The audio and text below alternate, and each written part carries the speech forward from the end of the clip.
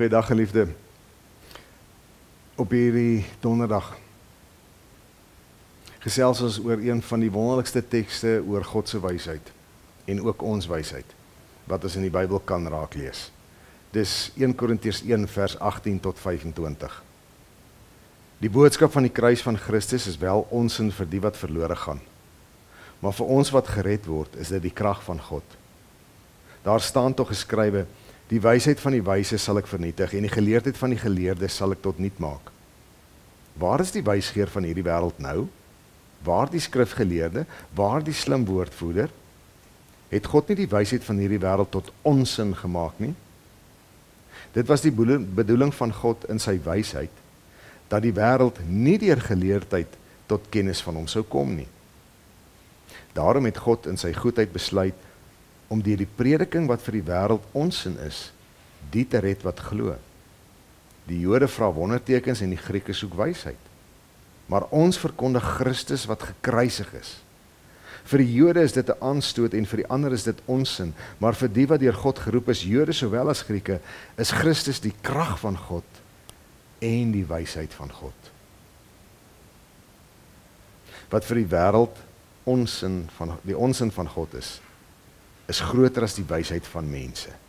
En wat vir die wêreld die swakheid van God is groter krag as die krag van mense. Kom ons sê dit nou maar vir mekaar. Wysheid, ware wysheid, God gegewe wysheid, is wêreldvreemd. Ons durf nie en kan nie probeer om die insig te hê om in te pas by die wêreld nie, en dit wysheid noem nie. Ons kan nie dink wanneer ons slim planne maak om aan te pas by die wêreld, is dit wysheid nie. Daar is net een stuk wysheid, en dit is die boodskap van die kruis van Christus. Dis wêreldvreemd. Dis so wêreldvreemd dat dit, soos vir die Jode, vir baie mense aanstootlik is. Maar dit is God se allergrootste wysheid. Dit wat lê in die opofferende dade en die reddende dade van sy seun, Christus ons Here. Dit beteken dat ons, die geloofsgemeenskap wat in hom glo, die mense, individue wat in hom glo, hierdie wysheid sal hê. As ons maandag gelees het, wysheid begin by die dien van die Here, dan maak dit nou soveel sin. Wysheid begin deur die knie en die innerlike ingesteldheid te buig voor die kruisgebeure van Jesus Christus.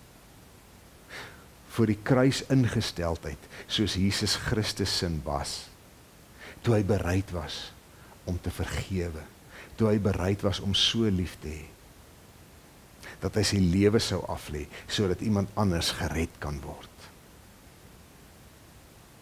Hoor jy hoe druis dit in teen die wêreldse van selfbehoud, van eers sorg vir nommer 1, myself, en dan verander. En dan miskien as ek energie en krag oor het, 'n bietjie vir God en godsdiens en kerk.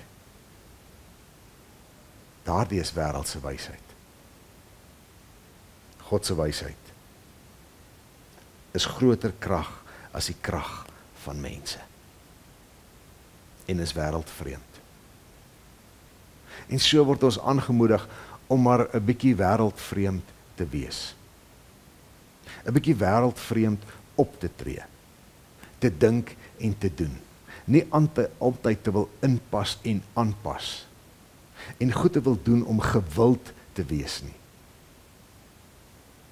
Dit gaan nie oor gewild wees nie. Dit gaan oor gered wees.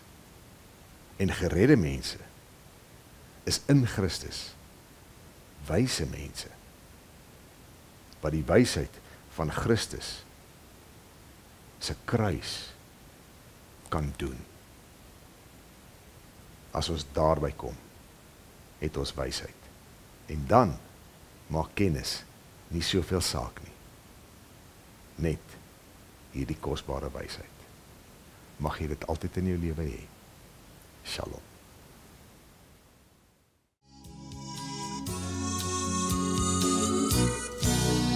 Waar sal ek ware wysheid en kennis kan vind?